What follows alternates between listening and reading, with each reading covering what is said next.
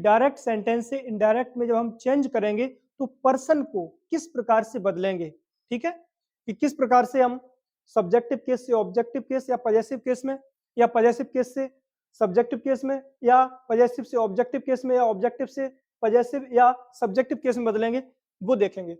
सबसे पहले लिखा है बेटा एक तरफ पर्सन, फिर सब्जेक्टिव केस, पजेसिव केस और ऑब्जेक्टिव केस। पर्सन सबसे पहले लिखेंगे बेटा फर्स्ट पर्सन, ठीक है, फर्स्ट पर्सन। उसके बाद बेटा second person, second person. After that बेटा थर्ड पर्सन, ठीक है, फर्स्ट पर्सन, सेकंड पर्सन और थर्ड पर्सन। अब देखते हैं बेटा फर्स्ट पर्सन में क्या क्या आएगा। फर्स्ट पर्सन में बेटा आई और वी आते हैं सब्जेक्टिव केस में। फर्स्ट पर्सन में आई और बी। आई हमारा सिंगुलर माना जाता है बेटा, बी हमारा प्लूरल माना जाता है। सेकंड पर्सन बेटा इकलौता यू है, ठीक है, ये सब्जेक्टिव केस में भी यू रहता है, ऑब्जेक्टिव केस में भी यू ही रहता है, और ये बेटा सिंगुलर और प्लूरल दोनों होता है। थर्ड पर्सन बेटा ही, शी, इट, दे, ठीक है, ही, सी, इट, दे या किसी का नाम भी आ सकता है, ठीक है बेटा। अब देखते हैं फर्स्ट पर्सन में आई वी, सेकंड पर्सन में इकलौता यू है, थर्ड पर्सन बेटा ही, सी, इट, दे या किसी का नाम आ सकता है, ठीक है। आई का बेटा जो पजेसिव केस होता है वो होता है माई, बी का पजेसिव केस बेटा होता है अवर, ठीक है। यू सेकंड पर्सन होता है, इसका पजेसिव केस बेटा होता है योर।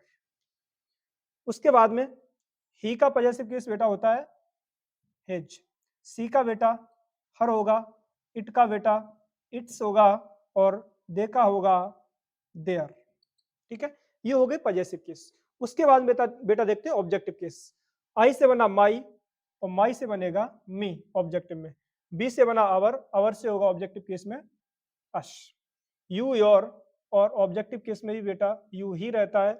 उसके बाद में ही हिज और ऑब्जेक्टिव केस में बेटा ये होगा him, she her objective case में भी होगा बेटा हर, इट इट्स ऑब्जेक्टिव केस में भी होगा बेटा इट, और दे देयर ऑब्जेक्टिव केस में होगा बेटा देम, ठीक है।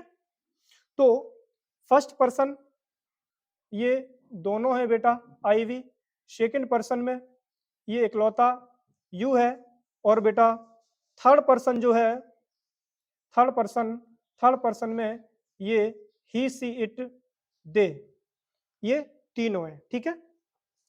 फर्स्ट पर्सन बेटा जो आई है, आई से बनेगा हमारा माई, बी से बनेगा अवर पजेसिव, यू से बनेगा योर, और ही से बनेगा हिज पजेसिव, सी से बनेगा हर, इट से बनेगा बेटा इट्स, दे से बनेगा देयर, ठीक है। माई से ऑब्जेक्टिव केस बनेगा me, I my me, we our us, you your, you he his him, she her, it its और इट, दे देयर देम, ठीक है। ये बेटा है हमारी केस की टेबल। कहने का मतलब आई वी हमेशा ये फर्स्ट पर्सन में होते हैं, यू इकलौता सेकंड पर्सन होता है, ठीक है, और ही, सी, इट, दे या किसी का नाम ये होते हैं बेटा थर्ड पर्सन, ठीक है। आई सब्जेक्टिव केस में इससे जब ऑब्जेक्टिव बदलेंगे तो मी हो जाएगा, पजेसिव में माई होगा, बी से बेटा पजेसिव अवर बनेगा, ऑब्जेक्टिव केस में अस हो जाएगा, यू से पजेसिव केस योर होगा और ऑब्जेक्टिव केस में भी बेटा यू ही रहेगा, ही से पजेसिव केस में बेटा हिज हो जाएगा और ऑब्जेक्टिव केस में हिम होगा, सी से बेटा पजेसिव केस हर होगा और ऑब्जेक्टिव केस भी हर होगा, इट से बेटा पजेसिव केस इट्स होगा और ऑब्जेक्टिव केस भी इट रहेगा, दे से बेटा पजेसिव केस हमारा देर होगा और ऑब्जेक्टिव केस देम होगा। जब भी हम पर्सन चेंज करते हैं सन बटे 123 के अनुसार, ठीक है, तो हम इसी प्रकार से करेंगे, ठीक है। यदि मान लो ऑब्जेक्टिव केस में मी है, ठीक है, जब ऑब्जेक्टिव केस में मी है बेटा, जब इसको हम चेंज करेंगे तो हम सन बटे 123 के अनुसार ही चेंज करेंगे, ठीक है। जैसे बेटा मान लो मैंने यहाँ पे लिखा सन बटे 123, सन बटे 123, ठीक है।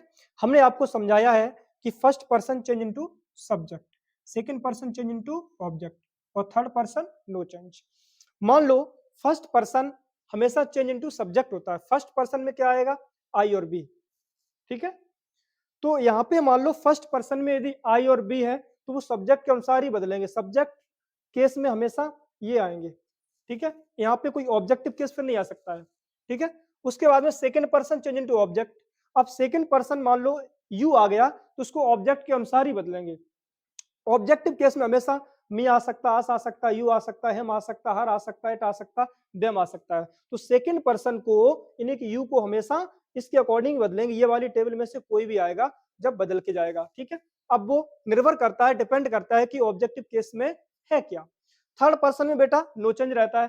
थर्ड पर्सन में कौन कौन आ सकते हैं? थर्ड पर्सन में ही, सी, इट, दे या किसी का नाम आ सकता है, ठीक है।